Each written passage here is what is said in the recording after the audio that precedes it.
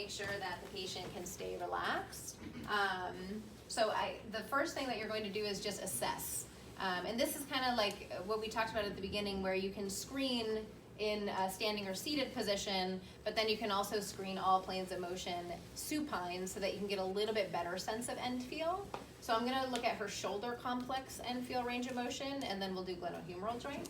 So I'm going to be moving your arm. I want you to stay as relaxed as you possibly can, and let me move you, okay? Yep. All right, so. Bring her up. Okay. So I'm just monitoring her rib cage, and when I start to feel her rib cage want to extend, I'm stopping at that point and giving a little bit of overpressure. Okay, so there's flexion, shoulder complex, and now abduction, shoulder complex. So same thing, I'm just monitoring her rib cage. Once her ribs start to kind of flare outwards, that's her end range of motion, and I'm applying overpressure. Okay? For external rotation, applying overpressure at that end range. And then for internal rotation. Okay, now for internal rotation, you want to make sure to monitor the humeral head. So as you can see, as we get down to her end range, see how her humerus wants to pop up. That's her end of range of motion. So you don't want to let her continue to tip upwards like that. And then again, you're applying that overpressure to get a sense for the end feel. And normal end feel for all of these motions is firm. Okay. So that's for shoulder complex. Now, if we want to differentiate that and look at the glenohumeral joint, my stabilizing arm changes. So this time, I'm just going to stabilize the lateral border of the scapula. I'm going to bring her up. Okay. And then I start to feel her scapula go into that upward rotation. So that's where I'm stopping and applying a little bit of overpressure to feel what that feels like. And it feels firm, and that looks pretty in terms of normal range, about 120 degrees. Okay. And then same thing for abduction. Monitoring at the lateral border of the scap. And that's about where we start to feel that scapula want to upwardly rotate, and the lateral border is starting to pop out into my hand. And then again, applying that overpressure. Okay. And for internal and external rotation range of motion, this one's a little bit trickier. What I actually would do, does anybody have a towel here? Just like a small towel? Yeah, that'll work. So you can give the person a little bit of support under the humerus.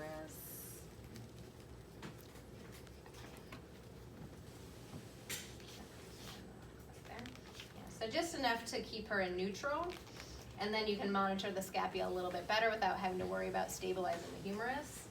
So you monitor her scap. Okay. And about right there is where I start to feel that inferior angle and lateral border pop into my hand. So that's her glenohumeral joint range versus shoulder complex range. We allow her scapula to move more. Okay, and the same thing here. So I'm going to monitor at her scapula, bring her down into internal, and then her scapula starts to move into my hand, so we pause there, versus shoulder complex. Okay. All right, so any questions on those things? So that's kind of your screen of just looking at passive range of motion of shoulder and getting a sense for their end feel. Now, to start to use the goniometer and get more specific, if you were to find that there was a restriction in one of these motions and want to measure it, let's start with flexion. So, your fulcrum, the goniometer needs to be aligned with the greater tubercle of the humerus. So you want to get a sense for where that is. The stable arm is going to be along the midline of the thorax. And then the moving arm is you're going to align it to the lateral epicondyle. So those are your landmarks, your stable landmarks to align the goniometer. So first, you're just gonna get a sense for what her range is. Let's look at shoulder complex first. So I bring her up into her end range, and I assess her end feel, and she looks like she's pretty full. So that's, I would guess, 180.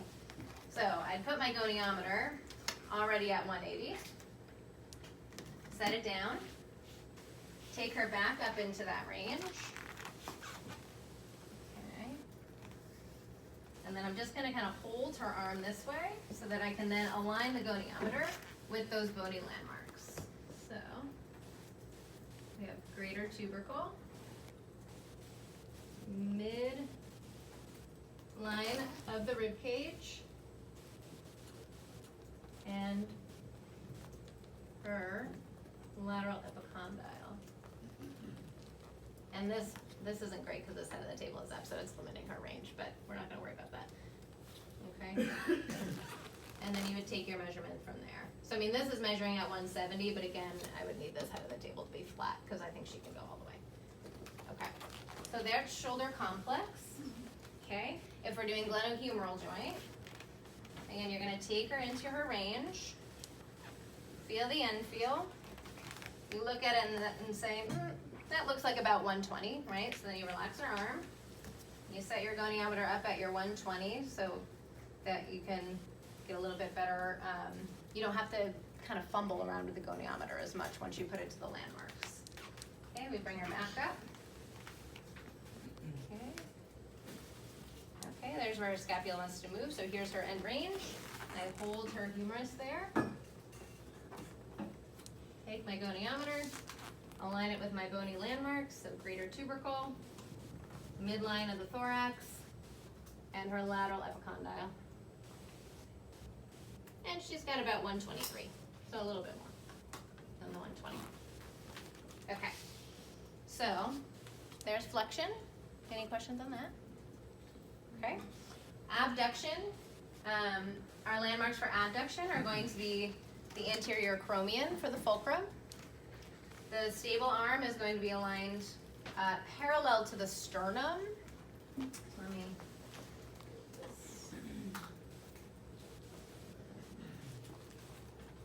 Yeah. Okay, so parallel to the sternum, and then you're going to be using for your landmark with this one. I believe it's the medial epicondyle. Will somebody check me on that medial epicondyle on the other document? For which one? For abduction, the moving arm. Anterior midline of the humerus. Okay, anterior midline of the humerus. Does it say any bony landmark? No. Okay, so I'm sorry. This one is just going to be the anterior midline of the humerus for your bony landmark for that. So let's just do. I'm just going to do glenohumeral joint to demonstrate, and you guys can play with the shoulder complex versus glenohumeral joint when we do it. Okay, so again, I'm going to take her into the range. Okay, her scapula starts to move. There's my end feel. I'd say she probably has about 100 degrees. So I'm going to put my goniometer at 100 degrees. Okay, I'm going to rest this on you, okay?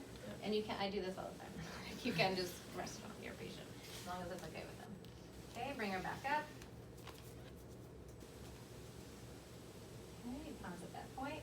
And then we align with anterior acromion for the fulcrum, parallel to the sternum, and then midline of the humerus. And she's at 95 degrees, so pretty close. Okay. Last things we'll do before we have you practice, we'll do internal and external rotation range. So you do want to make sure that there is a towel under the humerus for internal and external rotation. Okay. And then scooch a little bit that way. So you kind of want the tip of her olecranon to be lined up with the edge of the table.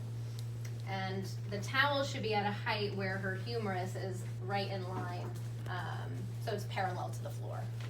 So, yeah, this might be a little bit high, but that's okay. Okay, so again, take her into the range. We'll do shoulder complex for this one. Looks like she pretty much has full 90-degree range. Have her relax. Set up your goniometer. So for this one, stable arm is going to be perpendicular to the floor. Fulcrum is on the olecranon. And then you're gonna align with the ulnar styloid process. That's your bony landmark for this one. So we set it up at 90. Okay, bring her back.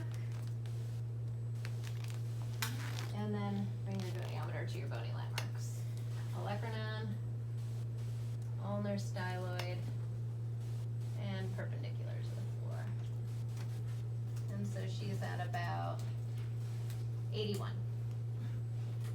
So a little bit less than 90. And then same landmarks for internal. So then again, you can just flip your goniometer.